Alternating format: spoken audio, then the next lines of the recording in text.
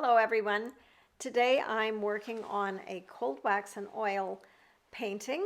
I'm going to be doing another landscape and I'm putting in my initial layers here using a catalyst wedge. I really like the wedge. It's very ergonomic and feels great in the hand.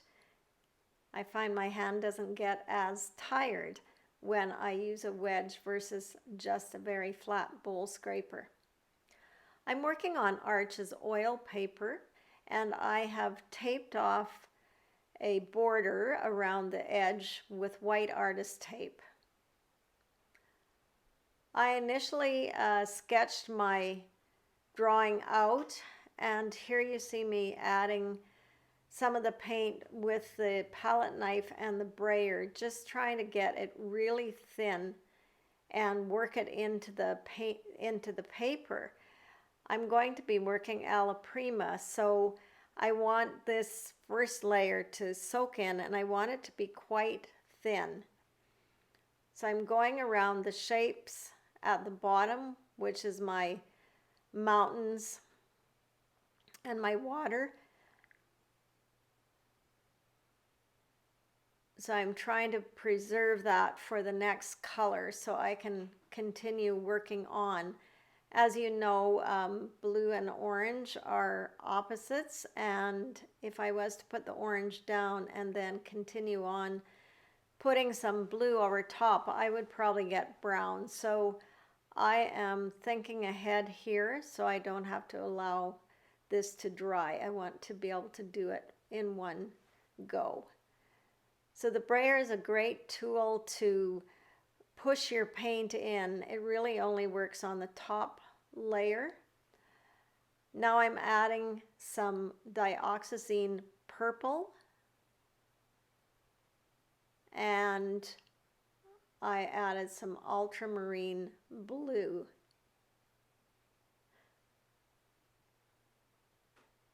Now I'm not sure if that was really dioxazine purple. I think I probably mixed it from the red and the blue on my palette. But it does remind me of that color. You get a really dark, rich purple. I've added some white here to make a tint of it.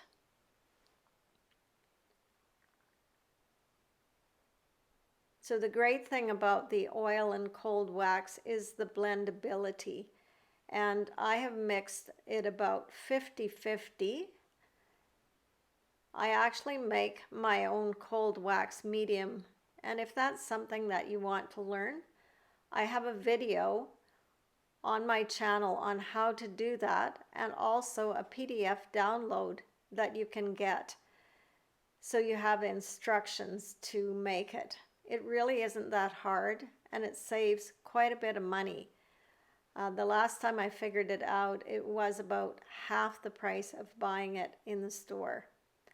So that might depend on where you get your beeswax and the cost of it, and if you can buy it in larger quantities.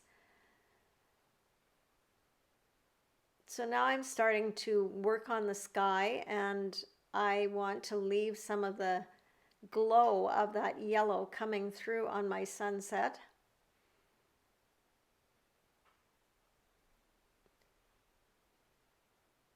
Trying to lay the colors on top.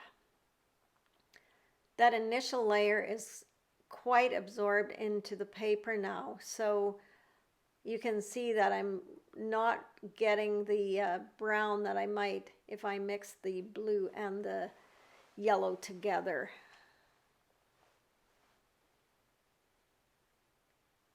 I'm making some coral here just by using the red, the white, and adding a bit of yellow to it so it's not as pinky.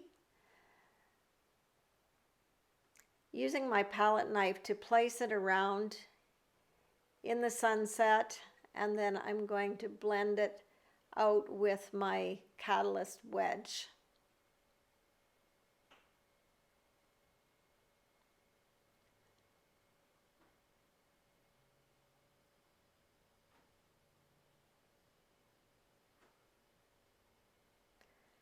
This mix is ultramarine blue with white in it.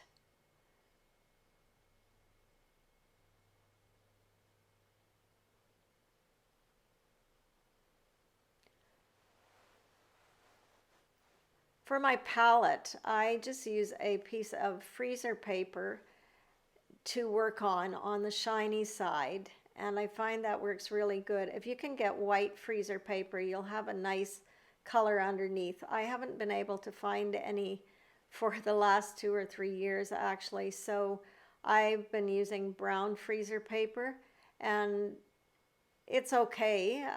It's fairly neutral for a colored background to mix your paint on. I find it just makes for an easy way to clean up at the end of a session. If I have lots of paint left on my freezer paper at the end, I either scoop it up and put it in a large ice cube tray. You can also put that in the freezer if you wish, and if you're not going to be painting for a while. Or the other thing I do is use wax paper or little pieces of deli paper, the ones that go in between hamburger patties. They're about the right size to just put over and mush around the pile of cold wax. If I don't have too much paint left, I'll do one of two things with it. I'll mix a gray out of the leftovers, or I will put the colors on a new piece of paper to get a start of something. Because paints are so expensive, and the cold wax medium as well, I don't like to waste any of it. So those are some of the things that I do to try and make it go as far as possible. Now you see me blending here. I've added some white into my colors, and I'm just trying to blend this and get a softer look in the sky. I'm using a shop paper towel also on the edges just to soften those edges up and make them a little more blurry. Now I need to get rid of this dark blue shape right in the center of this painting, as that was a bit of a target there. My eye was going directly to it. So that is something that you want to avoid, is not have a high value contrast right in the center of your painting. I've got some Gamsol solvent in this little squeeze bottle. It's a fine liner tool, and I'm just dotting it around on this painting. So I'm going to wait a little bit for it to do its work. It's going to eat through the top layers and hopefully get back to the yellow underneath. So while that's working, I'll bring some brighter color closer to the horizon here.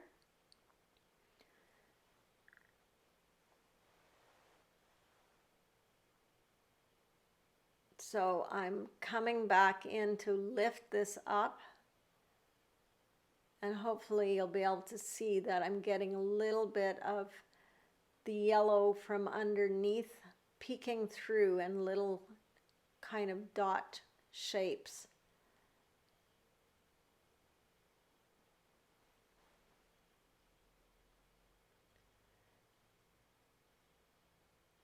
So it can be a good thing sometimes if you feel you're getting tight. A solvent reduction can be very helpful to loosen it up, change things a bit. And I have a video where I just do a solvent reduction that if you want a little bit more instruction on it, you can take a look at that as well.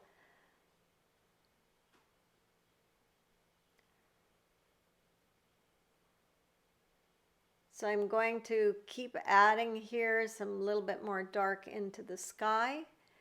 And this is just a matter of going back and forth until you really feel that you have what you want. So when you're working on paper, the one thing you want to be cautious about is that you don't end up getting too thick a paint, and that's why I like to use the scraper to blend it out and not leave great big thick areas with a palette knife. That is more suited to a harder surface like a birch panel or some type of board opposed to paper. So you want to make sure when you're working on cold wax and oil paint that you use a hard surface, or you're working on a hard surface. And if you do want to work on a canvas, you want to reduce the ratio of your cold wax down to about 30%. The cold wax and oil is going to dry very matte. If you like that look, that's great. If you'd like a little bit more sheen, you could also add some Gelka gel to your cold wax and oil.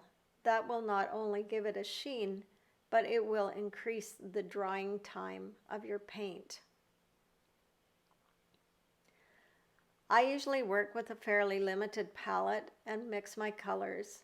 I find this is a great way of keeping the painting more cohesive than if I have a lot of different colors on my palette. That doesn't mean that I may not bring another color in at some point straight from the tube, like a teal or maybe a gold green. But generally speaking, I try and keep my palette pretty simple and work on my mixing color. So with the cold wax and oil, I'm often blending my color and mixing it right on the palette, on the painting itself, and that gives you a less maybe homogenized color. So here I'm deciding that I'm feeling a little bit stuck and heavy, and I'm going to scrape back into the initial layer and bring some life back into this painting and some movement.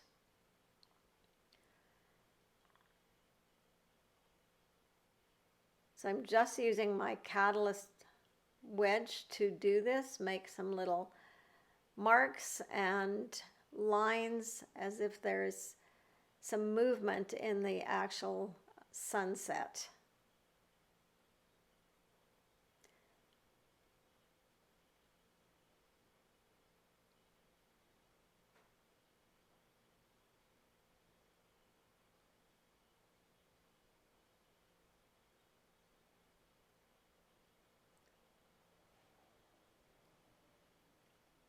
I'm liking how this is starting to shape up.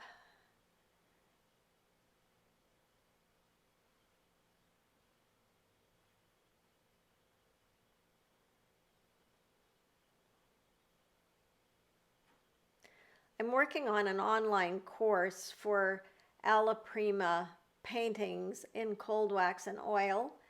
And if you're interested in learning more about that, I'll leave a link in the description where you can sign up for the wait list so that you'll be first to get the information.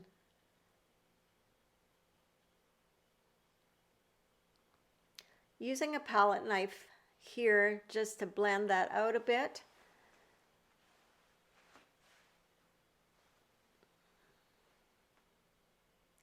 Mixing some of the dark purple again using the red and the blue.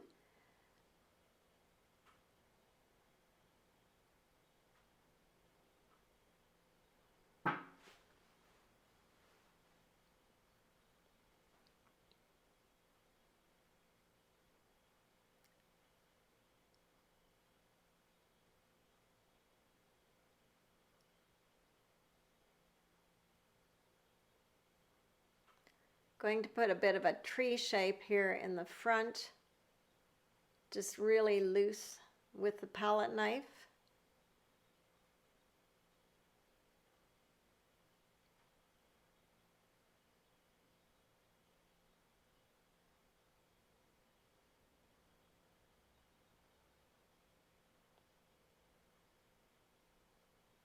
I generally do not use brushes with my cold wax and oil paint. I stick with the scrapers, the palette knife, and maybe a few unorthodox tools to make marks.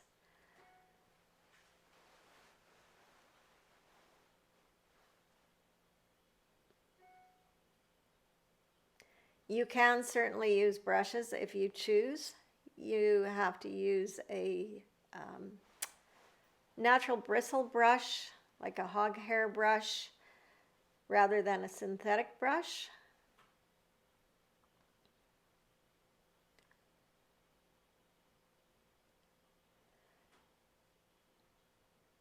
It's pretty easy to clean up your tools at the end of the day by using some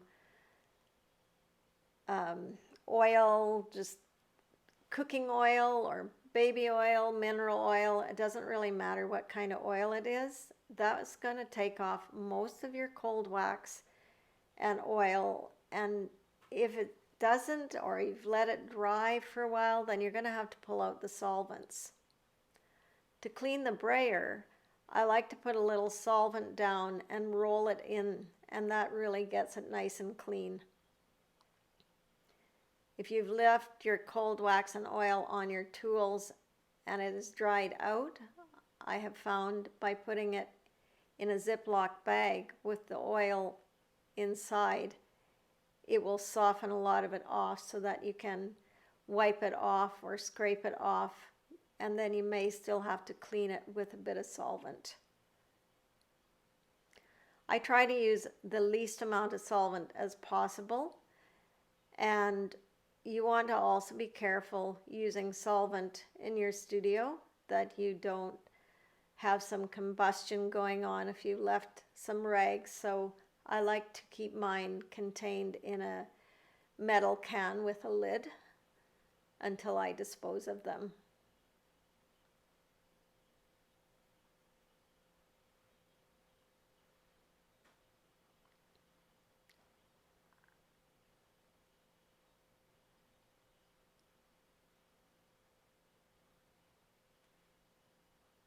I've brought out the knitting needle here. You could use a bamboo skewer as well, and I'm just making some marks in this layer, pulling up some of my cold wax and oil paint to give it a little bit more of a look of a tree line, I suppose.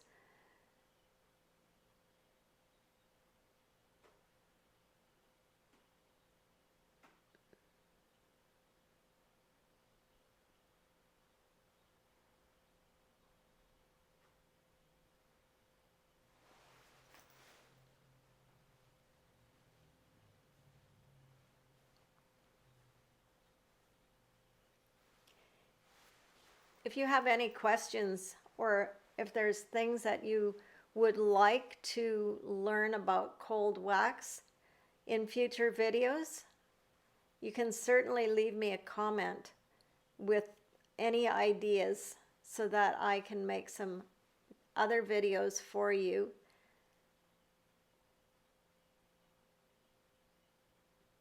So I haven't been happy with this little area on the right.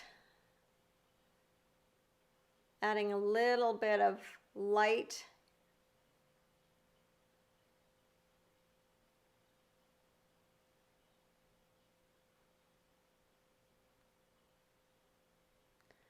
The tool I'm using now is a Messermeister bowl scraper.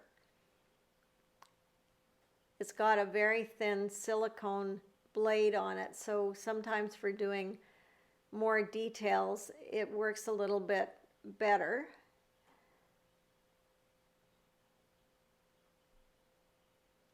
You see me just blending a little bit of paint right with this tool as well.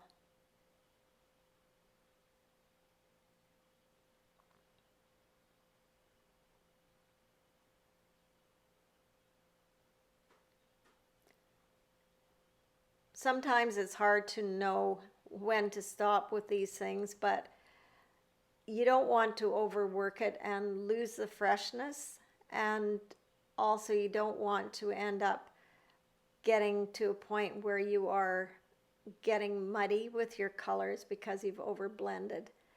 So here you can see it with the tape off and that nice white border. I hope you enjoyed this video. Thanks so much for watching. I'll leave the link below for you to sign up for the wait list for my new cold wax and oil workshop. We'll see you soon.